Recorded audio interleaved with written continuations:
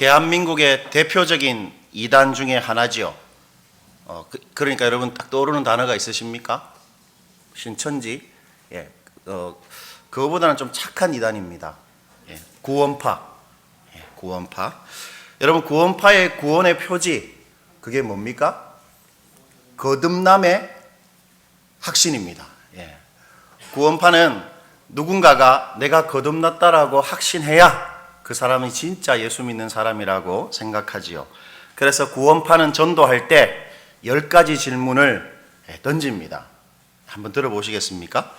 선생님은 이름이 생명책에 기록된 것을 확실히 믿습니까? 선생님은 거듭났습니까? 선생님은 성령님이 마음속에 계심을 믿습니까? 선생님은 의인입니까? 죄인입니까? 선생님은 사망에서 생명으로 옮겨진 것을 믿습니까? 선생님은 모든 죄를 용서되었습니까? 선생님은 하나님을 두려워하는 생활을 사는 것이 아닙니까? 선생님은 구원받은 것이 확신되어집니까? 선생님은 재림주를 영접할 준비가 되어 있습니까? 선생님의 구원의 근거는 무엇입니까? 어떻습니까, 여러분? 아멘으로 화답하실 수 있겠습니까? 그러면 구원파가 되는 것입니다. 그러나 여러분, 성경은 우리의 구원의 확신이나 우리의 신앙적인 신념, 나의 어떤 모종의 확신, 그리고 어떤 신앙적인 어떤 내 마음의 신념이 우리 구원을 보장하는 그런 표시가 될 수 없다라고 가르치고 있습니다. 물론 여러분, 구원이 확실하다 나는, 그리고 내 속에 정말 바른 신앙적인 신념이 있다라는 것은 정말로 중요하고 필요합니다. 마치 생기가 있어서 가만히 있지 않는 아이처럼 확신이 있고 신념이 있는 사람은 반드시 건강하고 생명력이 있는 신앙생활을 할 수밖에 없겠지요. 그러나 여러분, 성경이 말하는 구원의 표지는 우리 자신의 확신이나 신념이 아니라 상태입니다. 상태. 어떤 상태이겠습니까? 이런 상태입니다. 모든 것에 하나님께 전적으로 의존되어 있는 상태입니다. 이것이야말로 모든 시금석 중에 시금석입니다. 내가 정말 하나님께 의존되어 있는 상태인가? 그것이 우리 구원의 시금석입니다. 내 영혼의 문제는 말할 것도 없고 일상의 모든 것, 특히 우리에게 중요한 자녀 문제, 그리고 장래의 문제, 우리 노후에 대한 그것, 정말 그런 부분에서 내가 전적으로 의존되어 있는가 질문해보고 확인해보면 내가 어떤 사람인지 알 수 있을 것입니다. 이 모든 것에서 참으로 하나님과 그분의 약속의 말씀에만 의존되어 있는 상태가 구원받은 진짜 하나님 백성의 표지입니다. 확신은 불확실합니다, 여러분. 여러분, 우리 주변에 자기 스스로는 자기가 나는 참 그거 대단하다, 나는 내가 내 입으로 이 말해서 너무 미안한데 나는 정말 이거는 내가 잘한다, 이런 사람들 대부분 그거 그렇지 않지요. 우리가 그 사람 앞에서 말은 못하지만 그 사람이 딱 확신하고 있는 그거 절대 그 사람 속에 없는 것입니다. 확신도 마찬가지입니다. 구원의 확신도 그럴 수 있습니다. 물론 구원의 확신을 가진 사람이 다 그렇다는 건 아니지만 인간의 확신, 사람의 신념, 의지라는 것은 어떻습니까, 여러분? 제된 것이지요. 믿을 수 있는 것이 아닙니다. 누가복음 18장 17절에서 예수님은 그것을 이렇게 표현해 주셨는데요. 우리 누가복음 18장 17절 다 같이 한번 읽어보십시다. 내가 진실로 너희에게 이르노니 누구든지 하나님의 나라를 어린아이같이 받아들이지 않는 자는 결단코 거기 들어가지 못하리라 하시니라. 주님께서 아주 극단적인 표현을 잘 사용하십니다. 결단코 못 들어간다, 그렇게 말하시지요. 천국에 들어가는 사람들의 표지, 한결같은 특징은 그것은 그 사람이 어린아이처럼 하나님의 나라를 어떻게 해요? 받아들이는 것입니다. 즉 하나님의 다스림, 그분의 섭리와 행동, 그분의 말씀에 마치 어린아이처럼, 아직도 제 아이들이 이제 초등학교 6학년인데 제가 무슨 말 하면 고지곳대로 믿고 행동합니다. 정말로 믿습니다. 그거 빨간 거짓말인데도 우리 아이들은 정말로 받아들입니다. 그런 것처럼 이거 거짓말 같은데 해도 어린아이처럼 그 약속, 그 말씀 받아들이고, 정말 우리 아이들이 저한테 전적으로 의존되어 있는 것처럼 우리도 하나님께 그렇게 삶의 모든 것에서 의존되고 종속되는 것이 진짜 신앙입니다. 오늘 본문이 그것을 극적으로 잘 보여줍니다. 오늘 본문의 요지는 하나님에 대한 전적인 의존이야말로 우리 인생의 안고 섬을 결정한다인데요. 여러분, 오늘 본문은 유다 10대 왕이죠. 우시아의 성공과 실패를 다루고 있습니다. 우리가 읽었던 6절부터 15절까지가 바로 그 유명한 우시아의 성공을 잘 기록해 놓고 있고, 우리가 읽지 않았지만 오늘 본문 26장 16절부터 23절까지가 우시아의 처참한 실패를 다룹니다. 그리고 여러분, 우시아의 형통의 이유가 5절에 잘 기록되어 있는데요, 우리 5절 형제분들만 한번 읽어주시겠습니까? 하나님의 묵시를 밝히 하는 스가랴가 사는 날에 하나님이 형통하게 하셨더라. 우시아의 형통의 이유가 5절에 기록되어 있죠. 반면에 우시아가 결국 말년에 실패할 수밖에 없었던 이유가 16절에 정확히 잘 기록되어 있는데요, 16절은 자매분들이 한번 읽어주시겠습니다. 그가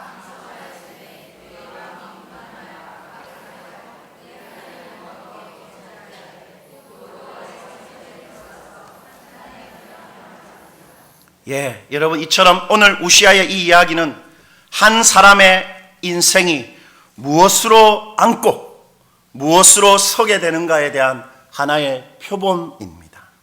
오늘 우시아의 인생에 작동되고 있는 이 인생의 흥망의 원리는 이 자리에 앉아있는 모든 사람에게 반드시 그대로 작동되는 것입니다.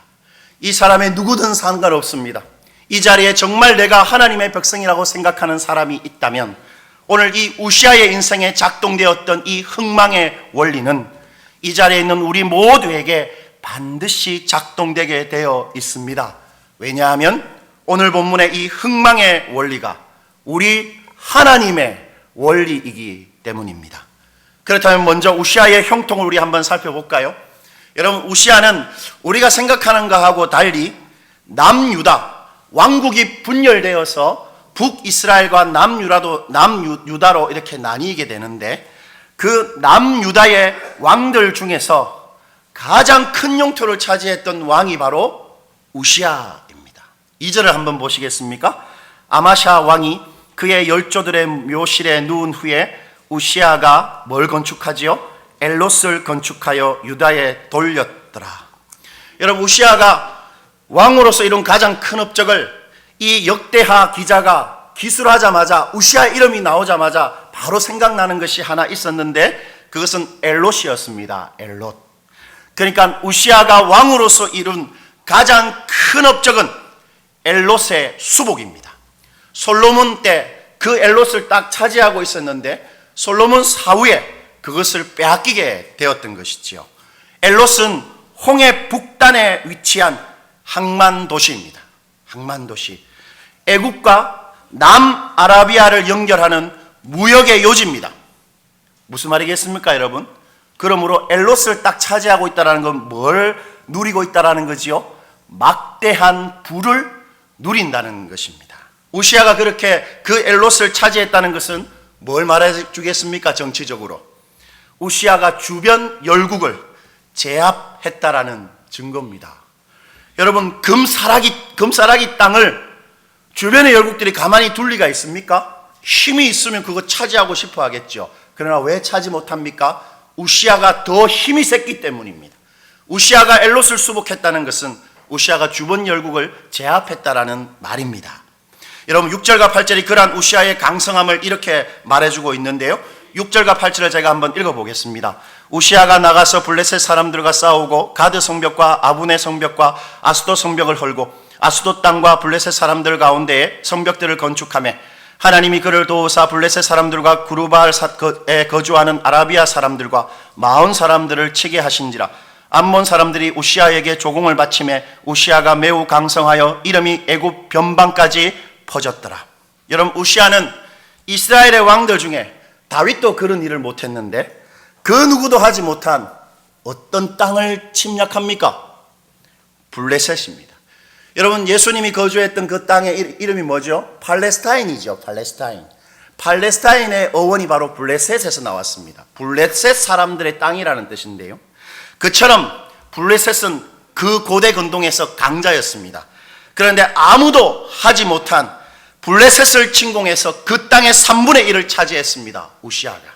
그리고 주변 열국들을 제압했는데, 그렇게 역사적으로 이스라엘을 괴롭혔던 암몬, 가시 같은 그 이웃이었던 암몬으로부터 뭘 받습니까? 조공을 받아냅니다. 조공을. 아주 재미있죠. 그리고 당시 근동에서 우시아 왕을 모르는 사람이 없을 정도로 애굽 변방까지 그 이름이 알려졌습니다. 마치 우즈벡이나 키르기스탄에서 미국 오바마 대통령의 이름은 알아도 한국의 박근혜 대통령 이름을 모르는 것처럼 이 우시아가 미국 대통령과 같은 그런 위세를 당시에 떨치고 있었다라는 것입니다. 또한 우시아는 엄청난 경제적인 부와 막강한 군사력을 구가했는데요, 9절부터 15절까지가 그 내용입니다. 곡식을 심을 수 없는 곳에는 셀 수 없는 양과 목축을 방목했습니다. 그리고 옥토, 좋은 땅은 거대한 포도원과 구경농장을 운영했습니다. 그리고 대한민국 육군의 오늘날 절반인 30만 대군을 양성했습니다. 그리고 마지막에 나오는 것처럼 거대한 투척기를 만들어서 성벽에 설치했죠. 우시아는 자타가 공인하는 당시 고대 근동의 최고의 위대한 왕이었습니다. 그런데 이러한 우시아의 큰 성공의 요인, 이렇게 성공할 수밖에 없었던 우시아의 요인을 성경은 딱 한마디로 잘라 말하는데요, 15절입니다. 우리 15절 크게 한번 읽어보시겠습니다. 또 예루살렘에서 재주 있는 사람들에게 무기를 고안하게 하여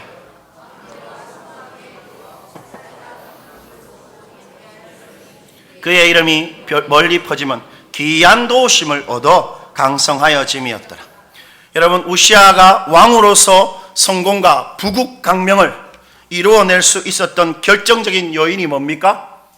뒷부분에 나오지요. 하나님의 기이한 도우심이 있었다는 것입니다. 기이한 도우심을 얻어서 강성하여졌다.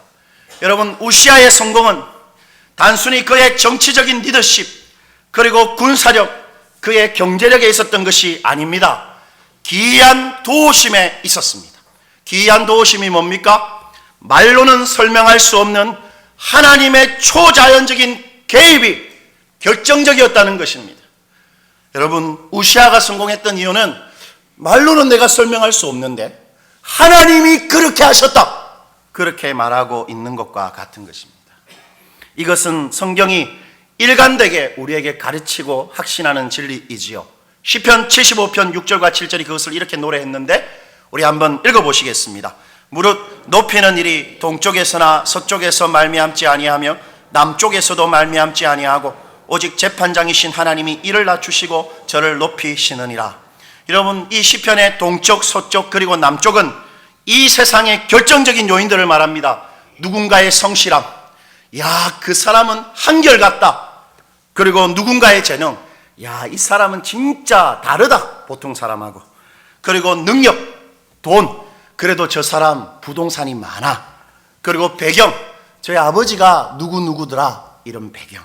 이것이 바로 동쪽과 서쪽과 그리고 남쪽이 말하는 것입니다. 그런데 오늘 시편은 사람의 성공과 실패가 그런 것에 의해서 결정적으로 좌우되는 것이 아니라 말미암지 않는다, 그런 것에는 오직 재판장인 하나님이 누구는 높이시고 누구는 낮추신다, 그렇게 말하지요. 이것은 호흡이 있는 모든 자들에게 적용되는 인생의 절대 원칙입니다. 만약 우리 가운데 아직도 인생의 성공을 꿈꾸고 우리 자녀들이 이 땅에서의 성공을 생각한다면 뭐가 제일 중요하겠습니까? 기이한 도우심입니다. 그거 아니면 우리 제대로 성공하지 못합니다. 진짜 제대로 된 의미의 성공하려면 반드시 말로는 설명할 수 없지만 하나님의 개입이 반드시 필요한 것입니다. 여러분, 그렇다면 우리 인생의 그 키를 가지고 계신 그 하나님의 기이한 도우심을 우리가 얻어내는 방식이 뭐겠습니까? 어떻게 하면 우리 인생에 하나님의 그 기이한 도우심을 맛볼 수 있습니까? 그것은 아주 단순하고도 아주 분명합니다. 바로 여호와를 찾는 것입니다. 5절인데요. 5절도 한번 읽어보시겠습니다. 하나님의 묵시를 밝히 아는 스가랴가 사는 날에 하나님을 찾았고 그가 여호와를 찾을 동안에는 하나님이 형통하게 하셨더라. 여러분, 여기서 찾는다는 말은 질문한다는 말입니다. 문자적으로. 이 찾는다는 말은 자주 찾아가서 물어본다는 것입니다. 우리 집에 둘째가 하는 것처럼 엄마가 드라마를 제대로 못 봐요. 5분마다 한 번씩 물어봅니다. 저 여자가 왜 기억상실증에 걸렸는지 계속 왜 이러는지 계속 물어봐서 드라마를 못 보는데, 그런 게 바로 찾는다는 것입니다. 우시아가 왕으로서 모든 일에 언제나 하나님께 묻고 도움을 구했다는 것입니다. 우시아가 왕이었지만, 권세를 가진 왕이었지만 자신의 모든 것을 하나님께 물었습니다. 어떻게 했다는 것입니까? 전적으로 위탁하고 의존했다는 것입니다. 예를 들면 블레셋과 전투가 있다. 그때 우시아는 어떻게 했다는 것입니까? 물었습니다. 주님, 싸워도 되겠습니까? 싸워서 이길 수 있겠습니까? 어떻게 하면 이길 수 있겠습니까? 물었고 그 답을 듣고 정말 그렇게 행동했던 것입니다. 그래서 우시아는 하나님의 도우심에 대한 확신으로 블레셋과 일전을 벌였고, 그리고 아무도 이룰 수 없었던 블레셋 주요 도시의 점령이라는 대업을 성취했던 것입니다. 바로 하나님에 대한 전적인 의존과 위탁이 하나님의 기이한 도우심을 얻게 하는 것입니다. 우시아가 여호와를 찾을 동안에는 하나님이 형통하게 하셨더라. 여러분, 이것이 우리 인생에 작동되는 원리입니다. 하나님 안 찾으면 그분의 기이한 도우심을 우리는 경험하기가 쉽지가 않는 것입니다. 때문에 우리가 다른 것은 좀 부족하고 한심하고 또 초라할 수 있겠지요. 그러나 하나님 의존하고 하나님께 우리의 모든 것 정말 위탁할 수 있다면 우리 반드시 경험하게 되는 것은 하나님의 기이한 도우심. 내가 이유는 설명할 수 없는데 하나님이 이거 그렇게 하신 것 같다. 그것 반드시 고백하게 되는 것입니다. 여러분, 성경이 거짓말이 아니라면 이것이 우리 인생에 결정적으로 작동되는 원리인 것입니다. 여러분, 하나님은 당신에게 의존하는 사람, 당신에게 정말 자신을 내어 맡기고 위탁하는 사람 끝까지 책임지는 분이십니다. 그것이 바로 예수님의 사랑이고 우리 예수님의 위대함 아닙니까? 요한복음 13장 1절이 그것을 이렇게 말했죠. 이것도 한번 읽어보겠습니다. 6월절 전에 예수께서 자기가 세상을 떠나 아버지께로 돌아가실 때가 이른 줄 아시고 세상에 있는 자기 사람들을 사랑하시되 끝까지 사랑하시니라. 우리마다 사람이 다 스타일이 있습니다. 저 사람은 자기 눈에 밖에 나가면 절대 그 안으로 들어올 수 없다. 저 사람 되게 모질다. 뭐 이런 스타일도 있고. 그런데 여러분, 예수님께서 누군가를 딱 사랑하기로 결정하셨다면 예수님이 하시는 일이 뭡니까? 그 사람을 사랑하되 끝까지 사랑하는 것입니다. 여러분, 사람도 자기 좋아하고 의지하면 어떻게 합니까? 자기 의지하는 자녀나 친구나 동료에게 최선을 다하죠. 저는 올해 45살입니다. 그런데 아직도 저는 어린아이 같아서 누군가가 저를 인정해주면 그 사람에게 제 인생을 바칠 수 있습니다. 여러분, 예수님도 마찬가지입니다.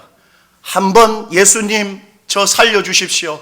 제가 예수님을 구주로 영접합니다. 그렇게 딱 예수님을 의존하고 예수님께 인생 위탁한 사람, 한 번 딱 그렇게 했더라도 끝까지 그 사람 사랑하시고 책임지셔서 천국에 데려가시는 것입니다. 그러나 하나님에 대한 전적인 의존의 중심이 희미해지고 사라질 때 그 기이한 도우심도 희미해집니다. 이게 들으면 너무 무서운 이야기이지만 오늘 본문을 통해서 분명히 우리가 발견할 수 있는 것인데 16절입니다. 우리 16절도 한번 읽어보시겠습니다. 그가 강성하여 짐에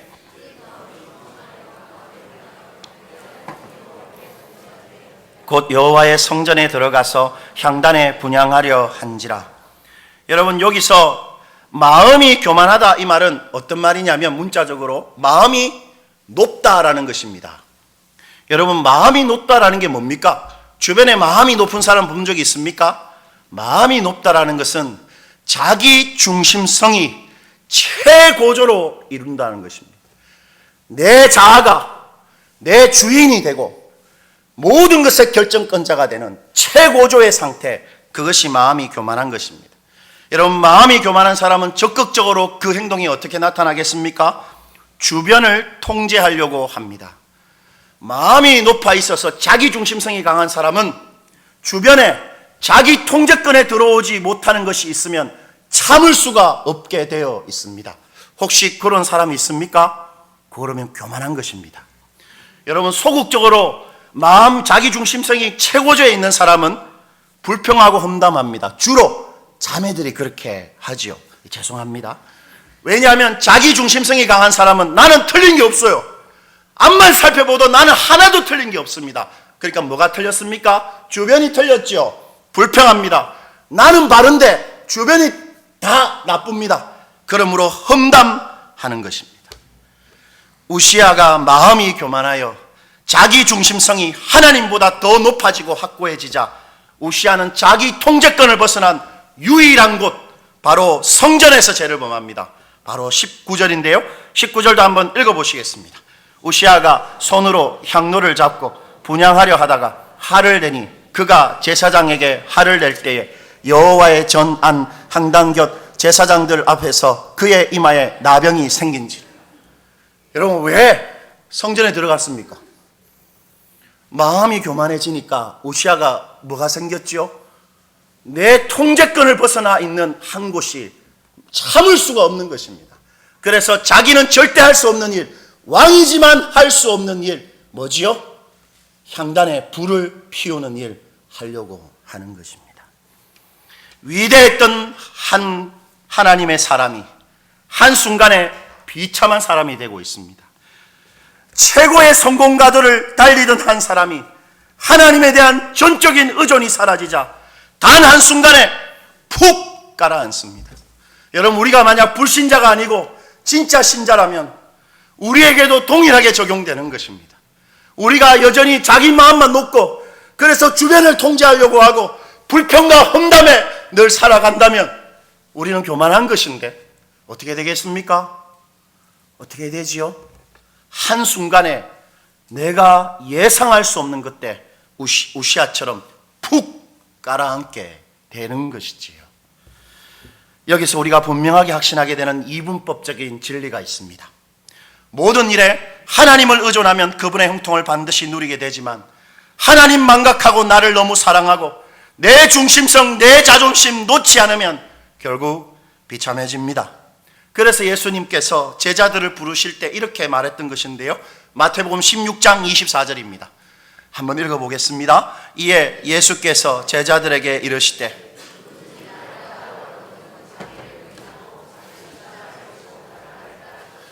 명확하지요, 여러분. 자기 부인하는 사람만이 예수님의 사람입니다. 우리가 뭐라 말해도 나는 모태신앙이고 나는 누구누구고 나는 목사인데 그거 필요 없습니다. 자기를 부인해야 일단 그게 돼야 예수 믿는 것입니다. 자기를 부인하는 게 뭡니까?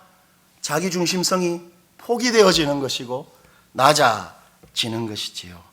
여전히 직분자이면서 자기 중심성이 강하다, 의심해 봐야 합니다.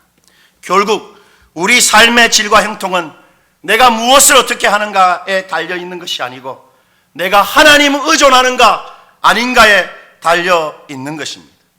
여러분, 신앙이라는 것이 바로 그 싸움입니다. 여러분, 우리 인생은 나한테 달려 있지 않습니다.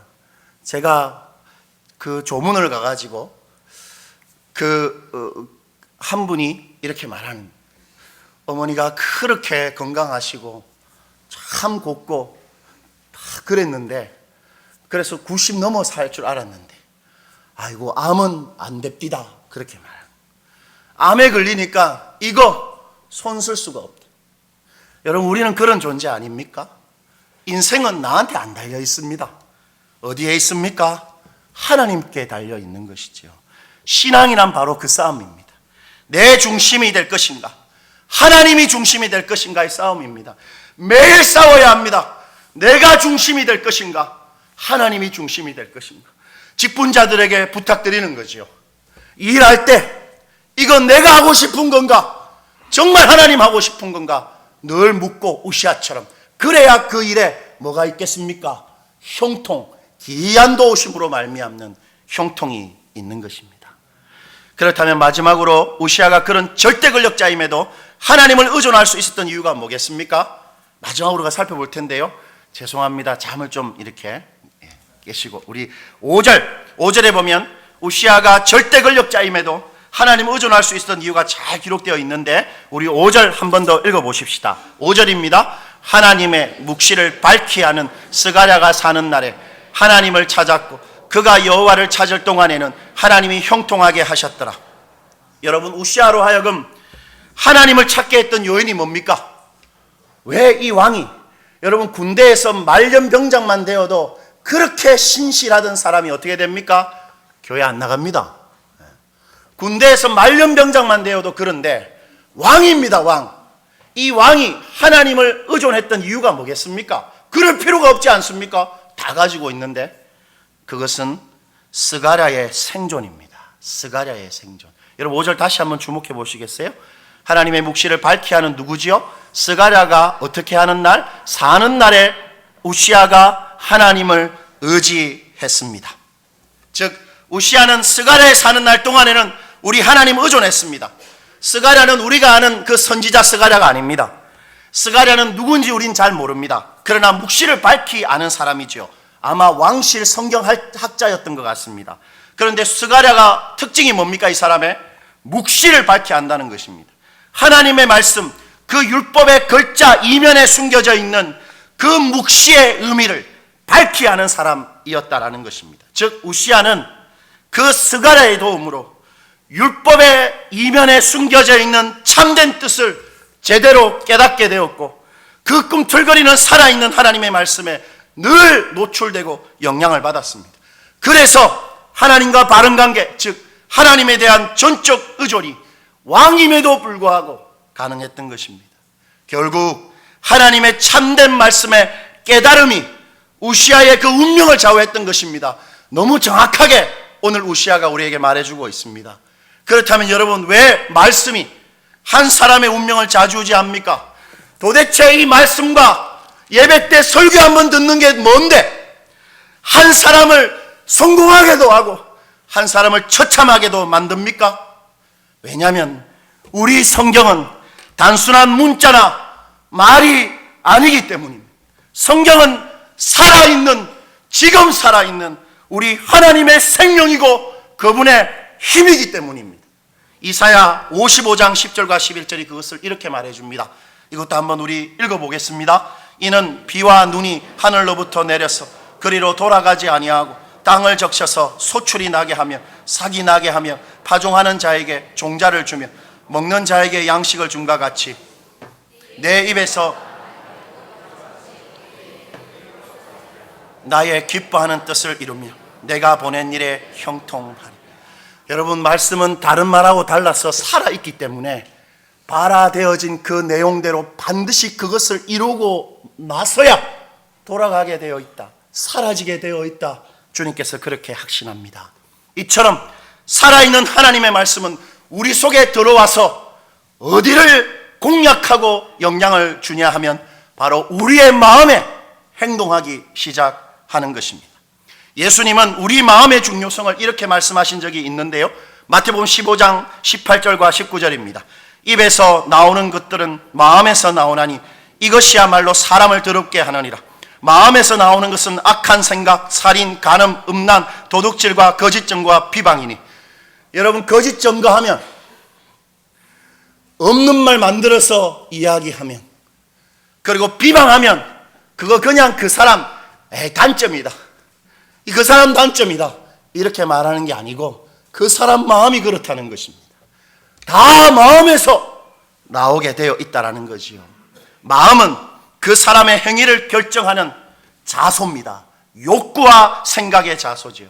마음은 그 사람의 전부를 움켜쥐고 있는 그 사람의 중심입니다. 그래서 잠언이 모든 지킬 만한 것 중에 더욱 내 마음을 지켜야 한다. 왜냐하면 생명의 근원이 이 마음에서 나기 때문이다. 즉 한 사람이 살고 죽는 것은 밖에서 결정되고 이 마음에서 결정된다. 잠언이 그렇게 말하는 것이죠. 즉 우리 마음이 이미 우리 살고 죽는 걸 결정한다는 것입니다. 바로 하나님의 생명력과 힘인 살아있는 말씀이 사람의 마음을 공략하는 것입니다. 우시아는 말씀을 밝히 하는 스가랴 생전에 그의 마음을 다루었던 것이지요. 우시아는 말씀에 의해서 다루어진 그 마음으로 여호와를 찾아갔고 하나님 의지하며 살았고 그래서 형통하고 강성해진 것입니다. 이것은 우시아의 실패에도 그대로 적용되는데요. 우리 마지막으로 16절 제가 한번 읽어보겠습니다. 그가 강성하여짐에 뭐가 교만해지지요? 그의 마음이 교만하여 악을 행하여 그의 하나님 여호와께 범죄하되 곧 여호와의 성전에 들어가서 향단에 분향하려 한지라. 우시아의 실패가 어디에서부터 시작됐습니까, 여러분? 뭐 주변 열국이 강성해졌습니까? 뭔가 내분이 생겼습니까, 국가에? 아닙니다. 마음에서 시작됐습니다. 우리 인생에도 이 원리 작동될 것입니다. 우리 인생의 실패는 다 마음에서부터 시작되는 것입니다. 말씀에 의해 영향받지 않는 마음은 반드시 악을 행하게 되어 있습니다. 이러한 우시아의 극단적인 삶이 말해주는 것은 우리 하나님 말씀 가까이 하고 하나님의 음성을 듣는 것이 우리 인생에서 제일 중요하다는 것입니다. 우리 인생은 누가 뭐라 해도 하나님의 말씀을 어떻게 대하는가에 결정됩니다. 그러므로 말씀을 읽고 묵상하되 설교를 듣되 그냥 저 사람의 말이겠구나, 그냥 성경의 이야기겠구나, 그냥 좋은 말이겠구나, 그냥 종교적인 논리이겠구나, 그렇게 들으면 절대 안 됩니다. 그건 마음이 만져지지 않습니다. 말씀을 듣되 설교를 듣되 어찌 돼야 됩니까? 우리 마음이 영향을 받아야 합니다. 여러분, 마음이 영향을 안 받는데 계속 말씀 들으면 어찌 되는 줄 아십니까? 성인 아이들이 됩니다. 나는 여태까지 30년 말씀 들었는데 나도 다 알고 있다. 그러나 순종하지 않습니다. 자기 하고 싶은 대로 합니다. 성인 아이들의 특징은 설교를 제대로 못 듣는다는 것이지요. 앉아는 있습니다. 그러나 다 알고 있다. 그래, 그거 해봐라. 이렇게 됩니다. 마음이 안 다루어지기 때문에 그 사람 설교를 들었지만 더 마음이 자고해지고 자기 중심성이 더 강해지는 것입니다. 신앙적으로 더 강해지는 것이죠. 바로 예수님 당시에 바리새인처럼 되는 것입니다. 말씀을 듣되 마음이 만져져야 됩니다. 예수님이 그것을 이렇게 말했죠. 그들이 서로 말하되 길에서 우리에게 말씀하시고 우리에게 성경을 풀어주실 때에 우리 속에서 마음이 뜨겁지 아니하더냐. 진짜 설교자이신 예수님은 사람의 마음을 만지시는 것입니다. 마음이 영향받고 마음이 뜨거워지는 말씀 읽기와 듣기를 해야 됩니다. 그냥 말씀 듣는 거 아닙니다. 이거 어떻게 해서든지 우리 삶에 혁명적으로 바꾸어져야 합니다. 설교자를 위해서 기도해야 됩니다. 저 설교자가 우리 마음을 만지는 설교자가 되게 하옵소서. 그리고 내 성경 읽기 일독했다고 그냥 수육적 받는 게 아니고 내 성경 읽기를 통해서 내 마음이 만져질 수 있도록 도와주시옵소서. 말씀의 본체이신 예수님 찾아가고 우리 속에 살아계셔서 그 일하라고 주신 성령님한테 묻고, 그래서 내 마음이 다루어져야 우리가 누구를 찾기 시작합니까? 하나님 찾기 시작하고, 하나님 찾아야 우리 인생에 진정한 형통이 있는 것입니다. 우리 다 마음을 다룰 줄 아는 그런 사람들이 되어서 전적 의존이라는 방식으로 형통한 인생을 사는 그런 복된 사람 되시기를 축원드립니다.